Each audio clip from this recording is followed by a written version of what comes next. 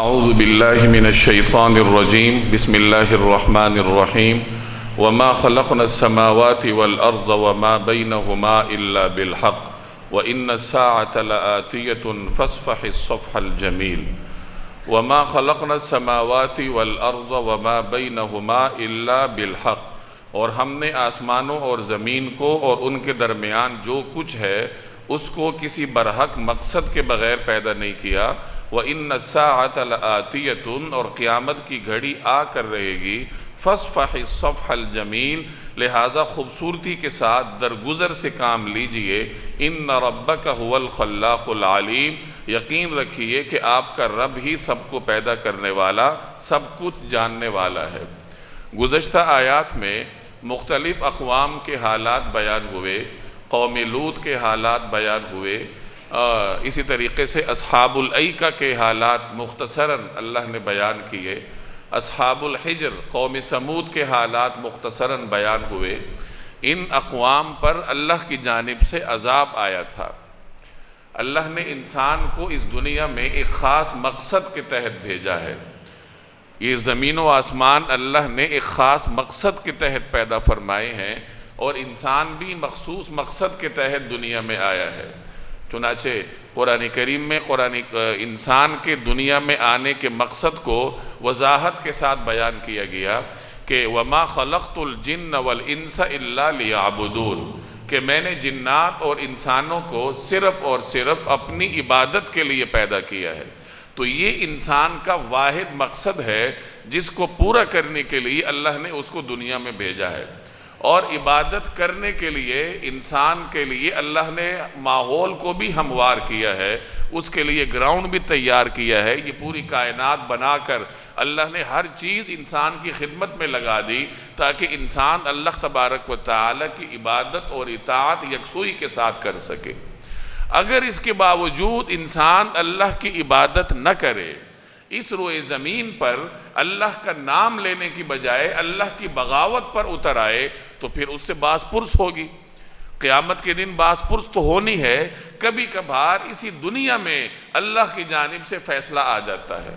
چنانچہ گزشتہ اقوام کے پاس جب اللہ کا پیغمبر آ چکا، اللہ کا پیغام ان کے پاس آ چکا، اتمام حجت ان پر ہو چکی، اس کے باوجود وہ راہ راست پر نہ آئے تو اللہ کی جانب سے عذاب آیا۔ عذاب اسی لیے آیا کہ جب انسان اپنے مقصد کو پورا نہیں کرتا تو پھر روئے زمین پر اس کو باقی رکھنا کیوں ہے؟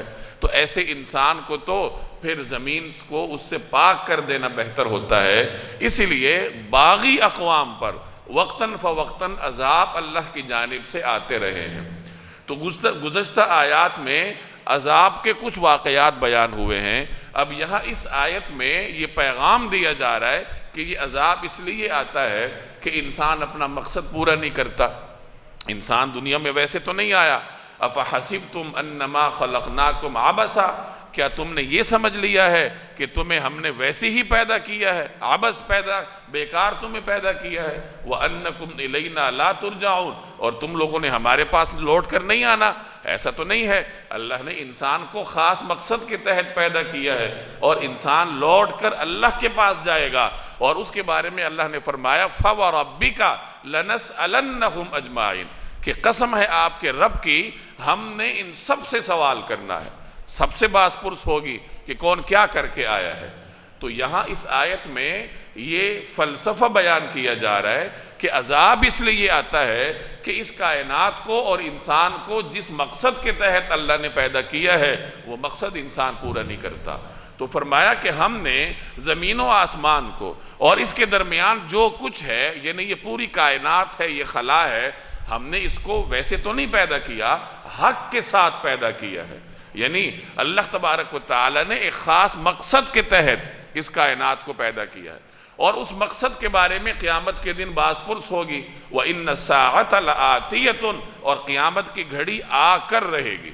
یعنی جیسے آپ دنیا میں رہ رہے ہو، دنیا کے آغاز کے بارے میں پڑھتے ہو، اور پھر اسی دنیا میں زندگی گزار رہے ہو، تو ویسے ہی اس دنیا کا اختتام بھی ہونا ہے، قیامت آ کر رہے گی جب اللہ تبارک و تعالی اس تمام روئے زمین کے نظام کو لپیٹ دے گا اور تمام عالم انسانیت کو اللہ کے سامنے کھڑا ہونا پڑے گا، اور اپنے ایک ایک لمحے کے لیے انسان اللہ کے سامنے جواب دہ ہوگا۔ تو فرمایا کہ اس کائنات نے ختم ہو کر رہنا ہے، قیامت آ کر رہے گی، فَاصْفَحِ الصَّفْحَ الْجَمِيلَ، لہٰذا اے پیغمبر ان کافروں کے طرز عمل پر خوبصورتی کے ساتھ درگزر سے کام لیجیے۔ رسول اللہ صلی اللہ علیہ وسلم کفار کے ہر بد اخلاقی کو انتہائی خندہ پیشانی کے ساتھ، صبر کے ساتھ آپ گوارہ فرمایا کرتے تھے، اور یہی اعلیٰ اخلاق تھے جو اللہ تبارک و تعالی نے آپ کے اندر بطور امتیازی صفت کے پیدا فرمائے تھے۔ کون سا وہ راستہ تھا جبر کا جو کفار نے نہیں اپنایا؟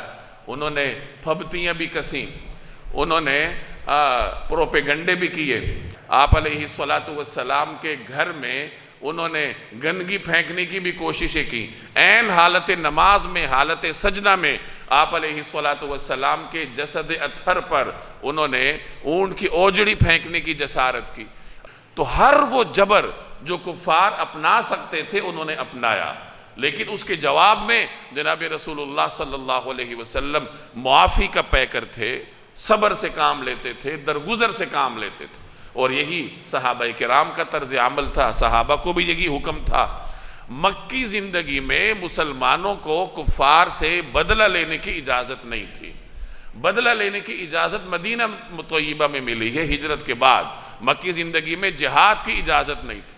مکی زندگی میں اللہ تعالیٰ صحابہ کرام کو تربیت کے مراحل سے گزار رہا تھا، چنانچہ صحابہ کرام کو حکم تھا کفو ایدیکم، اپنے ہاتھوں کو روکے رکھو، صبر سے کام لو۔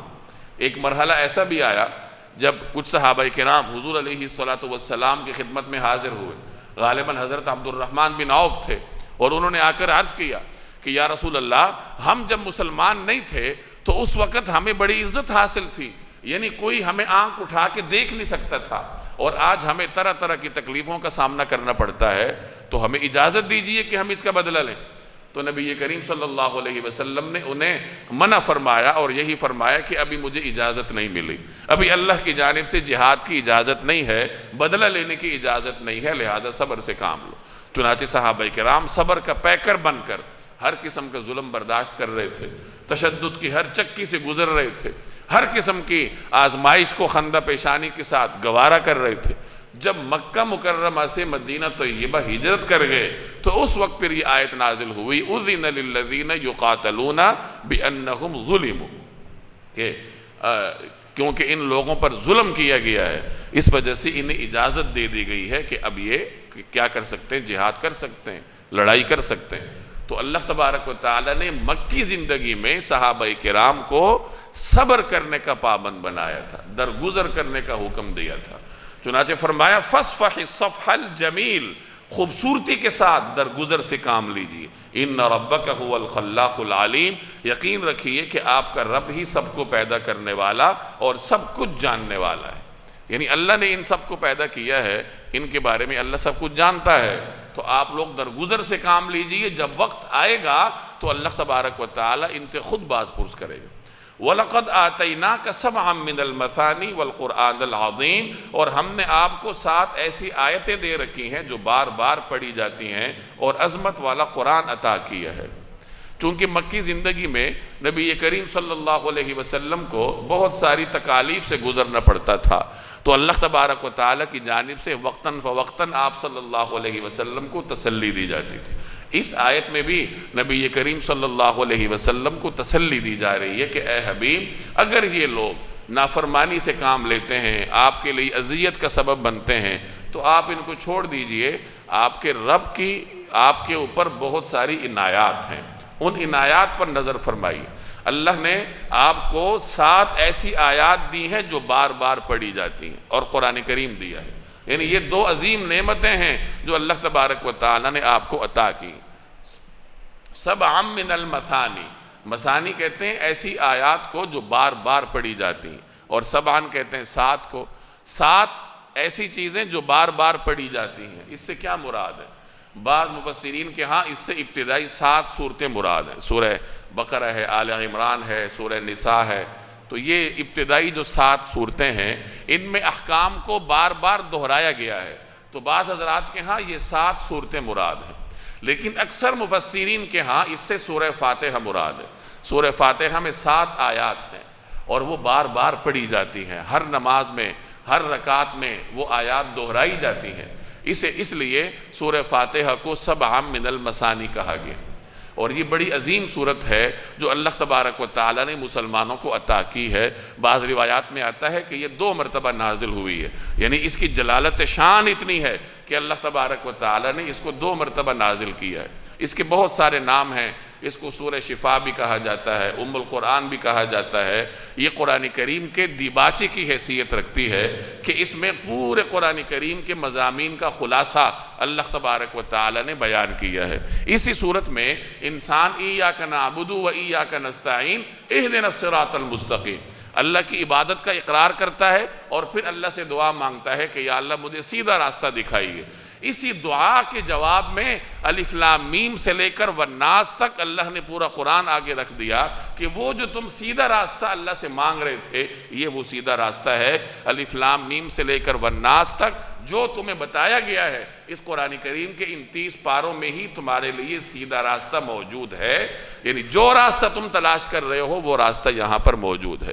تو یہ سورہ فاتحہ کی امتیازی شان ہے جس کو یہاں قرآن کریم نے سبع من المثانی کہہ کر اس کی شان کو واضح فرمایا کہ آپ ان کی تکالیف پر نظر مت ڈالیے، اس لیے کہ اللہ نے آپ کو بہت عظیم 2 نعمتیں دی ہیں۔ ایک نعمت تو سورہ فاتحہ ہے اور دوسری نعمت پورا قرآن کریم ہے، والقرآن العظیم، اللہ نے آپ کو عظمتوں والا قرآن عطا کیا ہے۔ اس کا مطلب یہ ہوا کہ قرآن کریم اللہ کی انسان پر نعمتوں میں سب سے بڑی نعمت ہے۔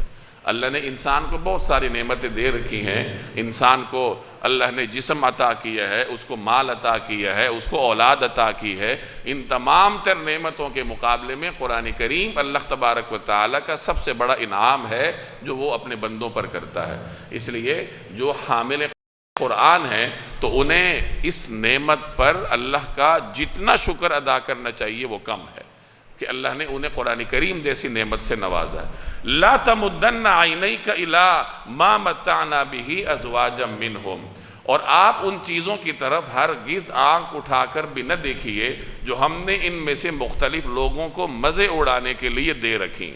وَلَا تَحْزَنْ عَلَيْهِمْ، اور نہ ان لوگوں پر اپنے دل میں کڑن محسوس کیجئے اور نہ ہی ان لوگوں پر غم کیجئے۔ وَاخْفِضْ جَنَاحَكَ لِلْمُؤْمِنِينَ، اور جو لوگ ایمان لے آئے ہیں ان کے لیے اپنی شفقت کا بازو پھیلا دیجئے۔ اللہ نے کفار کو بسا اوقات دنیاوی نعمتوں سے نوازا ہوتا ہے، وہ دنیا میں عیش و عشرت کی زندگی بسر کرتے ہیں، ان کے پاس حشم خدم ہوتے ہیں، بڑے بڑے محلات ہوتے ہیں، بڑی بڑی طاقتیں ان کے پاس ہوتی ہیں، تو مسلمان کے دل میں یہ بات آ سکتی ہے کہ اللہ نے اس کو اتنی نعمتیں دی ہیں اور مسلمان قسم پرسی کے عالم میں ہیں۔ تو اس آیت میں رسول اللہ صلی اللہ علیہ وسلم کو مخاطب کر کے مسلمانوں کو، امت مسلمہ کو پیغام دیا جا رہا ہے کہ اللہ نے کافروں میں سے مختلف لوگوں کو جو طرح طرح کی نعمتوں سے نوازا ہے وہ آپ کو دنیا میں مست نظر آتے ہیں، سہولتوں میں عیاشی کرتے ہوئے نظر آتے ہیں، تو آپ ان کی سہولتوں کی طرف نظر اٹھا کر بھی نہ دیکھیے۔ مسلمان کو ان کی عیاشیوں کی طرف آنکھ اٹھا کر بھی نہیں دیکھنا چاہیے۔ کیوں؟ اس لیے کہ اللہ نے مسلمان کو قرآن کریم جیسی نعمت عطا کی۔ جیسے پچھلی آیت میں اللہ نے فرمایا کہ جب تمہارے پاس سورہ فاتحہ اور قرآن کریم جیسی نعمت موجود ہے تو کافروں کے پاس دنیا جہان کی دولت بھی چلی جائے وہ تمہاری اس نعمت کا مقابلہ نہیں کر سکتے۔ اس لیے اگر کوئی شخص صاحب قرآن ہے، وہ قرآن کریم کا حامل ہے، قرآن کریم کا علم رکھتا ہے، قرآن کریم اس کو اللہ نے حفظ کرنے کی توفیق دی ہے، یا قرآن کریم کا طالب علم ہے یا کسی بھی درجے میں قرآن کریم کے ساتھ نسبت رکھتا ہے، تو یہ اللہ کا انعام ہے اس کے اوپر۔ اب اگر وہ کسی دوسرے کی دولت کے اوپر رش کرے کہ اللہ نے اس کو اتنی دولت دی ہے اور میرے پاس دولت نہیں ہے، میں تو صرف قرآن کریم پڑھتا ہوں، تو یہ وہ قرآن کریم کی نعمت کی ناشکری کرتا ہے۔ ایسے شخص کو کسی دوسرے کی دولت کی طرف آنکھ اٹھا کر بھی نہیں دیکھنا چاہیے۔ اللہ نے اس کو اتنی بڑی نعمت سے نوازا ہے، بشرطے کہ اس کو اس نعمت کا ادراک ہو۔ تو معلوم ہوا کہ تمام نعمتوں میں سب سے بڑی نعمت قرآن کریم، اس لیے فرمایا کہ لا تمدن عینیک، کہ آپ اپنی آنکھ اٹھا کر بھی نہ دیکھیے، الی ما متعنا بہ ازواجا منہم، ان چیزوں کی طرف جو ہم نے کافروں میں سے مختلف لوگوں کو مزے اڑانے کے لیے دے رکھی ہے۔ یعنی یہ کافر تو مزے اڑانے کے لیے اللہ نے ان کو دولت دے رکھی ہے، یہ آج ہے تو کل نہیں ہے، دنیا میں ہی ان سے یہ نعمتیں چھن سکتی ہیں، اور اگر نہ بھی چھنیں تو بالآخر مرنا ہی ہے، خالی ہاتھ ہو کر قبر میں پہنچیں گے۔ جبکہ قرآن کریم تو وہ نعمت ہے جو ہر وقت صاحب قرآن کے پاس ہوتی ہے، دنیا میں بھی ہوتی ہے اور قبر میں بھی ہوتی ہے۔ جب قبر میں صاحب قرآن کو اتارا جاتا ہے تو قبر کی وحشتوں میں قرآن کریم اس کا ساتھ دیتا ہے، ایک خوبصورت انسان کی شکل میں اس کے پاس آ کر بیٹھ جاتا ہے اس کو انسیت دلانے کے لیے، اور جب فرشتے سوال جواب کے لیے آتے ہیں تو وہی قرآن کریم خوبصورت انسان کی شکل میں صاحب قرآن کو ان سوال جواب سے بچانے میں اور امتحان میں کامیاب کروانے میں مدد فراہم کرتا ہے، اور قیامت والے دن اللہ کی بارگاہ میں سفارش کرے گا اور صاحب قرآن کو ہاتھ سے پکڑ کر جنت میں لے جائے گا۔ تو یہ قرآن کریم کی نعمت ہے جو دنیا میں بھی آپ کے ساتھ ہے، قبر میں بھی، عالم برزخ میں بھی آپ کے ساتھ ہے، اور میدان حشر میں بھی ساتھ ہوگی، یہاں تک کہ انسان جنت پہنچ جائے گا۔ تو یہ بڑی نعمت ہے یا یہ دنیا بڑی نعمت ہے جو صرف اسی دنیا میں ملتی ہے اور انسان خالی ہاتھ ہو کر اللہ کے پاس جاتا ہے؟ تو صاف ظاہر ہے کہ جو نعمت آپ کے ساتھ ہر لمحہ ہوتی ہے، مشکل سے مشکل وقت میں آپ کے پاس ہوتی ہے، تو اس سے بڑھ کر انسان کا خیر خواہ اور اس سے بڑھ کر انسان کا دوست کوئی نہیں ہے۔ اس لیے فرمایا کہ ہم نے آپ لوگوں کو قرآن کریم سے نوازا ہے، اس لیے دشمن کے پاس موجود نعمتوں کی طرف نظر اٹھا کر مت دیکھیے، وہ تو عارضی ہیں۔ وَلَا تَحْزَنْ عَلَيْهِمْ، اور ان لوگوں پر غم بھی نہ کیجیے۔ رسول اللہ صلی اللہ علیہ وسلم کفار کی نافرمانیاں دیکھ کر اپنے دل پر بوجھ محسوس فرماتے تھے، اور ان کے بارے میں اپنے دل میں کڑن محسوس فرماتے تھے کہ یہ ایمان کیوں نہیں لاتے، یہ کیوں اپنے آپ کو جہنم کا ایندھن بنا رہے ہیں۔ پیغمبر تو امت کے لیے باپ کی طرح ہوتا ہے، تو باپ سے کہاں برداشت ہوتا ہے کہ اس کی اولاد اس کے سامنے جہنم کا ایندھن بنے۔ تو حضور علیہ السلام ہر وقت کفار کے ایمان نہ لانے کے غم میں کڑتے رہتے تھے۔ تو جگہ جگہ اللہ تعالیٰ قرآن کریم میں آپ کو تسلی دیتا ہے، یہاں بھی اسی نوعیت کی تسلی ہے کہ لا تحزن علیہم، ان کے اوپر غم نہ فرمائیے، کیونکہ آپ نے تو اپنا پیغام پہنچا دیا ہے، اب اگر یہ عمل نہیں کرتے تو وہ ان کا اپنا کام ہے اور آگے وہ بھگتیں گے، تو آپ ان کے اوپر غم نہ فرمائیے۔ وَاخْفِضْ جَنَاحَكَ لِلْمُؤْمِنِينَ، اور جو لوگ ایمان لے آئے ہیں ان کے لیے اپنی شفقت کا بازو پھیلا دیجیے، یعنی کفار پر غم نہ کیجیے بلکہ مسلمانوں کو اپنی توجہ کا مرکز بنائیے، مسلمانوں کے لیے شفقت کے بازو کھول دیجیے۔ فَبِمَا رَحْمَةٍ مِّنَ اللَّهِ لِنْتَ لَهُمْ، اللہ کی رحمت ہے اور اسی رحمت کی وجہ سے آپ ان کے لیے نرم ہیں۔ وَلَوْ كُنْتَ فَظًّا غَلِيظَ الْقَلْبِ لَانفَضُّوا عَنْ حَوْلِكَ، اور اگر آپ سخت ہوتے، تندخو ہوتے، تو یہ آپ کے پاس سے چھٹ جاتے۔ یعنی حضور علیہ السلام کو جو اللہ نے صفت نرمی سے نوازا تھا، تو اسی صفت نرمی نے صحابہ کرام کو آپ کے ارد گرد پروانہ وار جوڑ رکھا تھا۔ تو معلوم ہوا کہ اگر کوئی خاندان کا سربراہ ہے، کوئی ادارے کا سربراہ ہے، اگر وہ نرمی کی صفت سے مالا مال ہے تو خاندان بھی جوڑ کر رکھے گا، ادارہ بھی جوڑ کر رکھے گا۔ آپ اپنے معاشرے میں غور کیجئے، اگر کوئی خاندان آپ کو بکھرا ہوا نظر آتا ہے، کوئی بھائی آپ کو بکھرے ہوئے نظر آتے ہیں، باپ اور بیٹوں کے درمیان آپ کو اختلافات نظر آتے ہیں، اس کے جہاں دیگر اسباب ہوں گے تو غور کرنے سے آپ کو معلوم ہوگا کہ اس خاندان کا سربراہ یعنی والد سخت گیر ہے، وہ بچوں کی مصلحت نہیں سمجھتا، اور ہر وقت اس کی زبان پر حکم کا جو پہلو ہے وہ غالب رہتا ہے، اور چونکہ وہ سخت گیر ہے، ہر وقت سختی پہ اترا ہوتا ہے، بچوں کی مصلحت نہیں سمجھتا، اس کا نتیجہ یہ ہے کہ بچوں اور اس کے درمیان خلا آ جاتا ہے، آہستہ آہستہ وہ خلا بڑھتا رہتا ہے اور خاندان بکھر کر رہ جاتا ہے۔ اور اگر کوئی خاندان آپ کو جڑا ہوا نظر آتا ہے تو آپ اس پر غور کیجئے، جہاں اور بہت سارے اسباب اور علل ہوں گے وہاں آپ کو اس خاندان کا سربراہ نرمی کی صفت سے معمور اور حکمت کی صفت سے معمور اور لبریز نظر آئے گا۔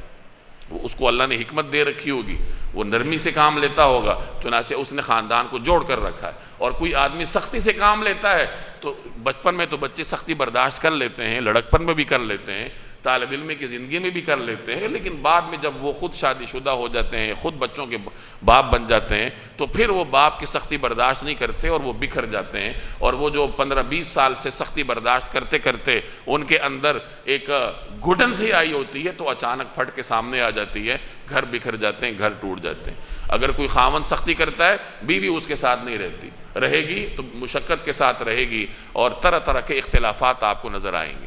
تو یہ بہت بنیادی صفت ہے، نرمی اللہ کی نعمت ہے، جس کو عطا ہو جائے تو اللہ کی بہت بڑی نعمت اس کو عطا ہوئی ہے، وہ گھر بھی جوڑ کر رکھے گا، جس ادارے میں ہوگا اس کو بھی جوڑ کر رکھے گا، جس محلے میں ہوگا محلے کو جوڑ کر رکھے گا۔ اور درستی اور سختی، ہر وقت ماتھے پر بل لا کے رکھنا، بات بات پر لڑائیاں کرنا، اپنی ہی منواتے رہنا، دوسرے کی مصلحت نہ سمجھنا، اس سے گھر بھی بکھرتے ہیں، ادارے بھی بکھرتے ہیں، اور کوئی بھی اجتماع ہے، معاشرہ ہے، وہ اس سے بکھر کر رہ جاتا ہے۔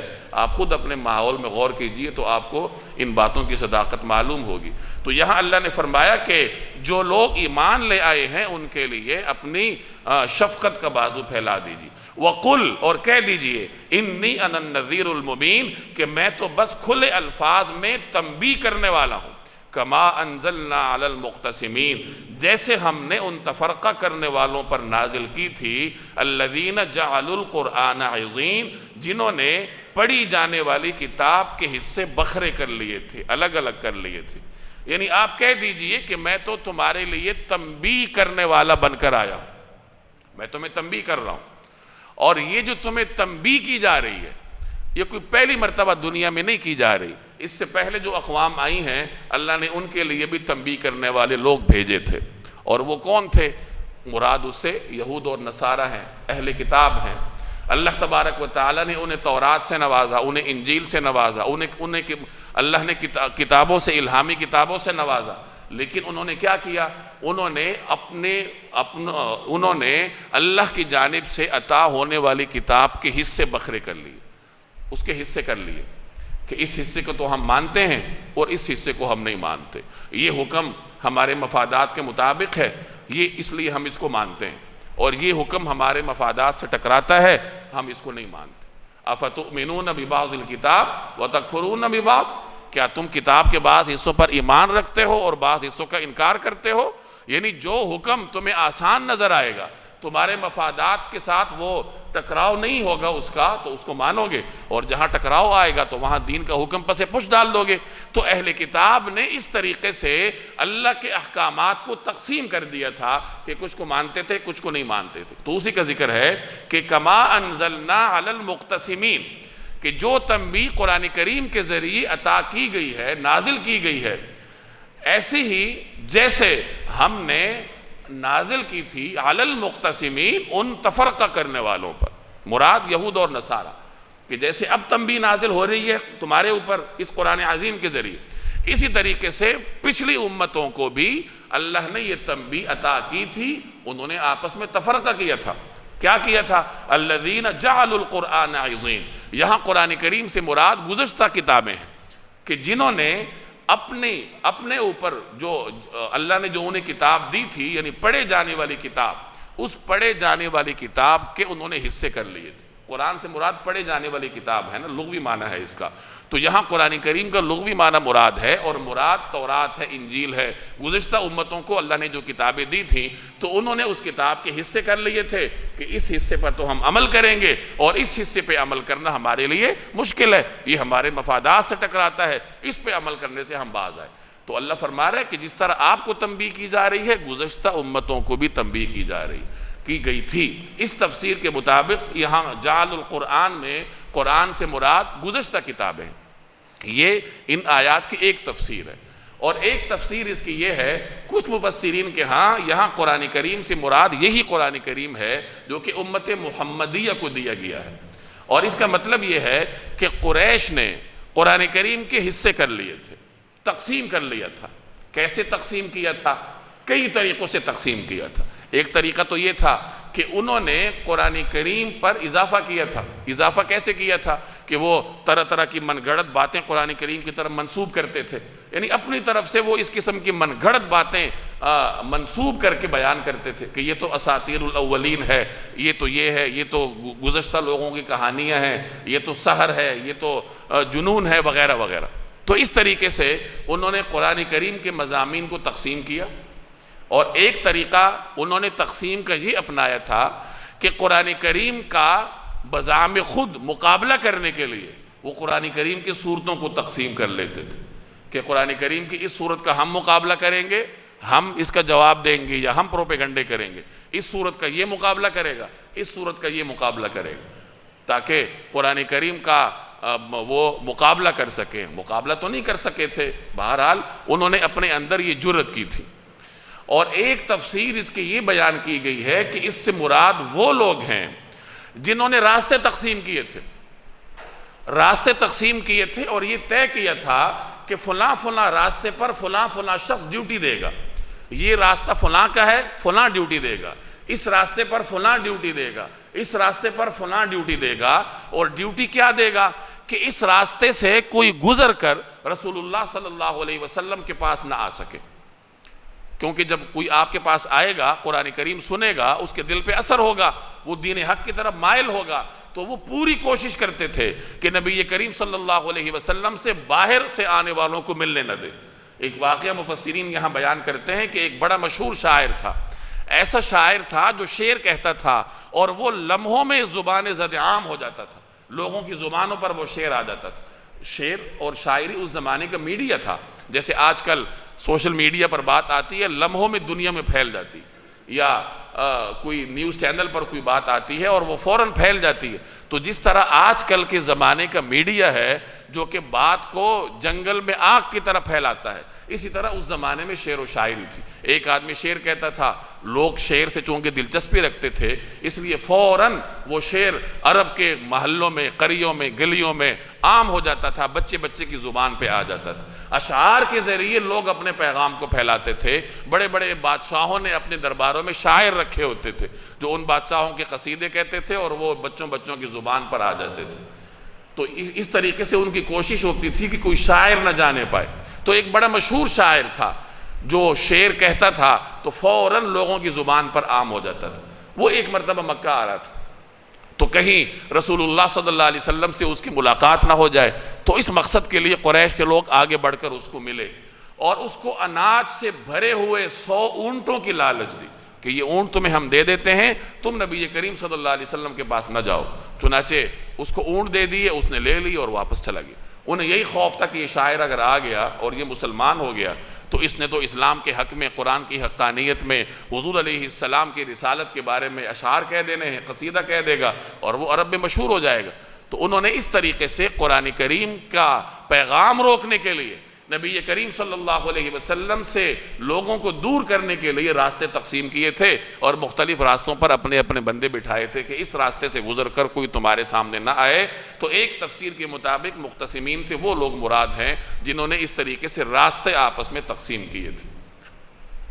الذین جعلوا القرآن عضین، جنہوں نے پڑھی جانے والی کتاب کے حصے بکھرے کر لیے تھے۔ فوربک، چنانچہ تمہارے رب کی قسم، لنسألنہم اجمعین، ہم ایک ایک کر کے ان سب سے پوچھیں گے، عما کانوا یعملون، کہ وہ کیا کچھ کیا کرتے تھے۔ یہاں اللہ نے نبی کریم صلی اللہ علیہ وسلم کو مخاطب کر کے بڑے عجیب اسلوب کے ساتھ قسم کھائی ہے۔ فوربک، اے پیغمبر مجھے آپ کے رب کی قسم، یعنی اللہ نے اپنی ذات کو رسول اللہ صلی اللہ علیہ وسلم کی طرف منسوب کیا کہ آپ کے رب کی قسم۔ اس قسم کی بلاغت پر لوگوں نے کتابیں لکھ رکھی ہیں کہ اس کے اندر کتنی بلاغت ہے، اور اس میں اللہ اور حبیب اللہ کے درمیان جو محبت ہے کس طریقے سے اس کا اظہار ہوتا ہے۔ اس صورت میں 2 ایسی قسمیں ہیں کہ جن میں نبی کریم صلی اللہ علیہ وسلم اور اللہ تبارک و تعالیٰ کے درمیان تعلق کی نوعیت انسان پر کچھ واضح ہوتی ہے۔ ایک پیچھے جو آپ نے پڑھی لعمرک، اے پیغمبر ہمیں آپ کی زندگی کی قسم، اور یہاں فوربک، اے پیغمبر ہمیں آپ کے رب کی قسم۔ جیسے آپ اپنے بیٹے کو لاڈ میں آ کر کہتے ہیں کہ مجھے تمہارے والد کی قسم، والد آپ خود ہیں لیکن تعلق کی خاص نوعیت پر پہنچ کر ناز کا اظہار کرتے ہوئے آپ اپنے بیٹے کو اس طرح کہہ دیتے. تو اس تعلق کا اظہار ہے جو اللہ تبارک و تعالیٰ اس قسم میں فرما رہا ہے فَوَرَبِّكَ، چنانچہ آپ کے رب کی قسم، لَنَسْأَلَنَّهُمْ أَجْمَعِينَ، ہم ایک ایک کر کے ان سب سے پوچھیں گے. یعنی یہ جو آپ کی شان میں گستاخیاں کرتے پھر رہے، آپ کے پیغام کو قبول کرنے سے منکر ہے، لوگوں کو آپ کے پاس آنے سے روکتے ہیں، آپ کے لیے دنیا میں تکلیف اور اذیت کا سبب بن رہے ہیں، ہم ان میں سے ایک ایک سے پوچھیں گے عما کانوا یعملون، کہ وہ دنیا میں کیا کچھ کیا کرتے تھے. ظاہر ہے کہ انسان کو دنیا میں کیے گئے اپنے ہر عمل کا اللہ کے حضور جواب دینا پڑے گا. فَاصْدَعْ بِمَا تُؤْمَرُ، لہٰذا آپ کو جس بات کا حکم دیا جا رہا ہے اسے علی الاعلان سنا دیجئے. وَأَعْرِضْ عَنِ الْمُشْرِكِينَ، اور جو لوگ شرک کریں ان کی پرواہ مت کیجئے. یعنی آپ اپنے کام پر توجہ دیجئے، مشرکین کی پرواہ نہ کیجئے. نبی کریم صلی اللہ علیہ وسلم نے ابتداء میں 3 سال تک خفیہ انداز میں لوگوں کو تبلیغ فرمائی تھی. انفرادی طور پر دعوت کا جو نظام ہے وہ چل رہا تھا کہ آپ علیہ السلام نے حضرت ابوبکر کو دعوت دی، حضرت ابوبکر نے حضرت عثمان کو دی، حضرت عبد الرحمن بن عوف کو دی، اپنے مختلف دوستوں کو دی، انہوں نے آگے دی. تو اس طریقے سے دعوت کا جو نظام ہے وہ خفیہ انداز سے چل رہا تھا. 3 سال تک یہ چلتا رہا. بعد میں نبی کریم صلی اللہ علیہ وسلم کو حکم ہوا کہ علی الاعلان دعوت کا کام کیجئے، اعلان فرما دیجئے، اور ان مشرکین کا کوئی ان کی پرواہ نہ کیجئے. چنانچہ اس کے بعد پھر نبی کریم صلی اللہ علیہ وسلم نے علی الاعلان دعوت کا کام شروع فرمایا. کوہ صفا پر کھڑے ہو کر آپ نے قریش کے تمام بطون کو، تمام شاخوں کو جمع فرمایا، ان کے سامنے اللہ کا پیغام رکھا، اور اس کے بعد قریہ قریہ، گلی گلی جا کر آپ علیہ السلام اللہ کا پیغام سناتے تھے، بازاروں میں جا کر اللہ کا پیغام سناتے تھے، اور مکہ کی بستی سے باہر جا کر بھی اللہ کا پیغام سناتے تھے. حج کے میدان میں، مینا میں، عرفات میں نبی کریم صلی اللہ علیہ وسلم لوگوں کے پاس جا جا کر اللہ تبارک و تعالیٰ کا پیغام سناتے تھے. تو یہ دعوت کا طریقہ کار ہے کہ انسان حکمت کے ساتھ، مصلحت کے ساتھ دعوت کا کام کرے، اور آہستہ آہستہ جو اس کا دائرہ ہے وہ پھیلاتا جائے. میں پہلے بھی بارہا عرض کرتا رہا ہوں کہ دعوت کا کام اس امت کے ہر فرد کا فرض ہے. ایسا نہیں ہو سکتا کہ آپ انفرادی طور پر عبادات انجام دے دیں اور دنیا سے چلے جائیں اور سمجھ جائیں کہ بس میرا کام پورا ہو گیا. نہیں، آپ انفرادی طور پر بھی عبادات کے مکلف ہیں، اور اس دین کے پیغام کو پھیلانے کے بھی مکلف ہیں کہ دوسرے تک اللہ کے دین کا پیغام پہنچائے. بلغوا عنی ولو کان آیہ، کہ آگے پہنچاؤ مجھ سے سن کے، چاہے ایک آیت کیوں نہ ہو. جتنا آپ کو آتا ہے، جو کچھ آپ پڑھتے ہیں، جو کچھ آپ مطالعہ کرتے ہیں، تو اس کا پیغام آگے پہنچائے. اتنا تو آپ کو پتہ ہے کہ 5 نمازیں فرض ہیں. کتنے لوگ ہیں جو بے نمازی ہیں آپ کے دفتر میں، آپ کے آگے پیچھے؟ تو کیا اس بے نمازی کے لیے ہمارے دل میں کوئی تڑپ ہے کہ یہ آدمی نماز نہیں پڑھ رہا، کتنی بڑی نافرمانی کا ارتکاب کر رہا ہے؟ ہمارے دلوں میں کوئی تڑپ نہیں ہوتی. کولیگز کو چھوڑ دیجئے، اپنی اولاد کے لیے تڑپ نہیں ہوتی، اپنے والدین کے لیے تڑپ نہیں ہوتی. نماز پڑھتا ہے تو پڑھے، نہیں پڑھتا تو نہ پڑھے، میں تو پڑھ رہا ہوں، یہی ہمارا ذہن ہوتا ہے. زیادہ سے زیادہ بچے کو 1 آدھ دفعہ کہہ لیں گے کہ بیٹا نماز پڑھ لو، آگے وہ پڑھے نہ پڑھے. ایسا نہیں ہوتا، بلکہ دل میں گڑن ہونی چاہیے، فکر ہونی چاہیے کہ میں خود بھی جہنم سے بچ جاؤں اور اللہ کی مخلوق ہے یہ بھی جہنم سے بچ جائے. تو فرمایا کہ جس بات کا آپ کو حکم دیا جا رہا ہے اسے علی الاعلان لوگوں کو سنا دیجیے. وَأَعْرِضْ عَنِ الْمُشْرِكِينَ، اور جو لوگ شرک کریں ان کی پرواہ مت کیجیے. اس میں ہمارے لیے بھی پیغام ہے کہ جب آپ دعوت کا کام کریں گے تو بہت سارے لوگ آپ کو روکیں گے. کوئی پھپتی کسے گا، کوئی تانا دے گا، کوئی رکاوٹ بنے گا، کوئی طریقے سے مختلف طریقوں سے آپ کا مذاق اڑائے گا، لیکن آپ نے ان کی پرواہ نہیں کرنی اور اپنے کام پر توجہ دینی. جب آدمی اپنے کام پر توجہ دے اور کسی کا کوئی پرواہ نہ کرے، یکسوئی کے ساتھ وہ کام کر سکتا ہے. ورنہ اگر ہر پھپتی کسنے والے کے پیچھے آدمی بھاگتا پھرے تو پھر تو وہی کام کرے گا، اصل کام تو اس سے رہ جائے گا. یہ زندگی کے ہر مرحلے میں یہی اصول چلتا ہے. آپ جو بھی کام کرتے ہیں، دنیا کا کام ہے، گھر کا کام ہے، رکاوٹوں کا خیال نہ دل میں لائیے. کوئی پھپتی کستا ہے، کوئی مذاق اڑاتا ہے، کوئی پروپیگنڈے کرتا ہے، 100 دفعہ کرتا پھرے، آپ اپنے کام سے کام رکھیے. اگر پروپیگنڈے کرنے والوں پر توجہ دیں گے، کس کو جواب دیتے پھریں گے؟ اگر لوگوں کو جواب دینے کی کوشش کریں گے بھی تو آج کل کوئی راضی ہونے کو تیار نہیں ہوتا. آپ کسی دنیا کے فرد کو راضی نہیں کر سکتے. تو اس کا واحد حل یہی ہے، جو پروپیگنڈا کرتا ہے کرتا پھرے، اللہ اسے خود ہی پوچھ لے گا، آپ اپنے کام پر توجہ دے، آپ کا کام ایک دن واضح ہوگا اور ان کے منہ بند کر دے گا۔ اِنَّا كَفَيْنَاكَ الْمُسْتَهْزِئِينَ، یقین رکھیے کہ ہم آپ کی طرف سے ان لوگوں سے نمٹنے کے لیے کافی ہے جو مذاق اڑاتے ہیں، یعنی جو پیغمبر کی شان میں گستاخی کرتے ہیں، اللہ فرما رہا ہے کہ ہم آپ کی طرف سے ان کے لیے کافی ہیں۔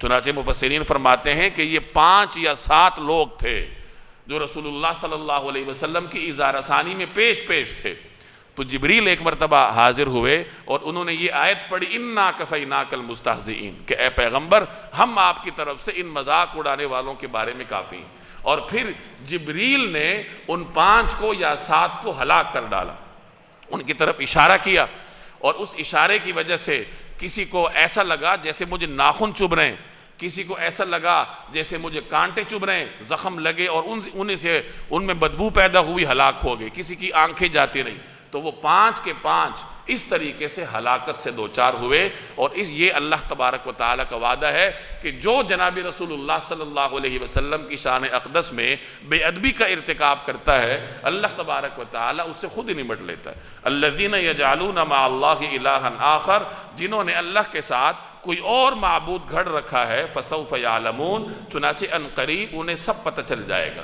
آج تو یہ مستیوں میں مگن ہے، لیکن ایک وقت آئے گا جب یہ سب کچھ جان لیں گے اور ان کی زندگی کی جو پوری فلم ہے وہ ان کے سامنے یوں چل پڑے گی۔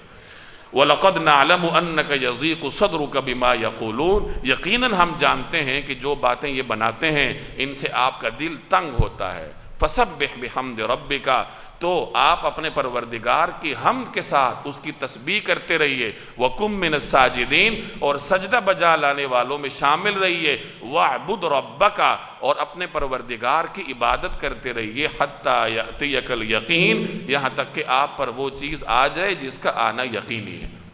چونکہ یہ مکی زندگی میں نازل ہوئی تھی اور مکی زندگی کے حالات سے آپ واقف ہیں کہ انتہائی سخت حالات تھے، سخت ماحول تھا، پورا کفر اسلام کا راستہ روکنے کے لیے ڈٹا ہوا تھا، ہر طریقے سے جناب رسول اللہ صلی اللہ علیہ وسلم کو ایذا رسانی کی کوشش کی گئی۔ تو ایسے حالات میں اللہ تبارک و تعالی ان آیات میں اپنے حبیب کو تسلی دے رہے ہیں۔ وَلَقَدْ نَعْلَمُ، اے حبیب ہم جانتے ہیں، اَنَّكَ يَضِيقُ صَدْرُكَ بِمَا يَقُولُونَ، کہ آپ کے سینے پر بوجھ پڑتا ہے، گھٹن پیدا ہوتی ہے، یعنی تنگی پیدا ہوتی ہے، بِمَا يَقُولُونَ، ان باتوں کی وجہ سے جو کچھ یہ کرتے ہیں۔ اب اس کا علاج کیا ہے؟ یعنی یہ جو آپ کے قلب اطہر پر ناگواری آتی ہے، اس ناگواری کا علاج کیا ہے؟ فَسَبِّحْ بِحَمْدِ رَبِّ، اپنے رب کی حمد کے ساتھ اس کی تسبیح بیان کیجیے، وَقُم مِّنَ السَّاجِدِينَ، اور سجدہ کرنے والوں میں سے ہو جائیے۔ پیچھے کہا کہ اپنے کام پر توجہ دیجیے، یعنی دعوت اور تبلیغ پر، اور یہاں فرمایا کہ اپنی عبادات پر توجہ دیجیے، اللہ کی حمد بیان کرتے رہیے۔ تو اس سے کیا ہوگا؟ اس سے جو آپ کے قلب اطہر پر کچھ گھٹن کے بادل چھائے ہیں وہ چھٹ جائیں گے۔ اس سے ہمیں ایک نسخہ بھی معلوم ہوا کہ جو بھی انسان کو اضطراب درپیش ہوتا ہے زندگی میں، جب کبھی اضطرابی کیفیت سے انسان دوچار ہو، جیسے آج کل اس کے لیے طرح طرح کے نام ہیں، ڈپریشن ہے، انزائٹی ہے، پتہ نہیں کون کون سے نام ہیں، تو یہ تمام امراض اضطراب کی وجہ سے پیدا ہوتے ہیں، اور اس اضطراب کا حل یہاں اللہ نے بتایا کہ اللہ کی حمد کرو۔ اللہ کی حمد کرو گے، عبادت کرو گے تو کیا ہوگا؟ تمہاری روح پرسکون ہوگی، کیونکہ روح کو غذا ملے گی۔ روح کی غذا کھانا پینا تو نہیں ہے، روح کو آپ کے ان عمارات سے، یہ موسم سے بچانے والے آلات سے روح کو تو کوئی فرق نہیں پڑتا۔ روح کو تو نہ اے سی چاہیے، نہ ہیٹر چاہیے، نہ اسے مرغن غذا چاہیے، نہ اسے روٹی چاہیے، اسے تو کچھ نہیں چاہیے، اسے اللہ کی تسبیح چاہیے، اسے عبادت چاہیے۔ جب آپ روح کو اس کی غذا پہنچائیں گے تو روح سرشار ہوگی، خوش ہوگی، اور جب آپ روحانی طور پر پرسکون ہوں گے تو اضطرابات خود ہی ختم ہو جائیں گے۔ تو یہ بہت بڑا نسخہ ہے جو یہاں اللہ تبارک و تعالی نے نبی کریم صلی اللہ علیہ وسلم کو مخاطب کر کے ہمیں تعلیم فرمایا کہ ہم جانتے ہیں کہ جو یہ باتیں بناتے ہیں ان سے آپ کا دل تنگ ہوتا ہے، تو اس کا علاج یہ ہے کہ آپ اپنے پروردگار کی حمد کے ساتھ اس کی تسبیح کرتے رہو اور سجدہ بجا لانے والوں میں شامل رہو، وَاعْبُدْ رَبَّكَ، اور اپنے رب کی عبادت کرتے رہیے، حَتَّى يَأْتِيَكَ الْيَقِينَ، یہاں تک کہ آپ پر وہ چیز آ جائے جس کا آنا یقینی ہے۔ یعنی اپنی زندگی کے آخر وقت تک جب اللہ آپ کو اپنے پاس بلائے تو اس وقت تک آپ عبادت کیجیے۔ تو گویا انسان اپنی زندگی کے ہر لمحے میں عبادت کرنے کا مکلف ہے، کیونکہ یہی عبادت اس کی زندگی کا واحد مقصد ہے۔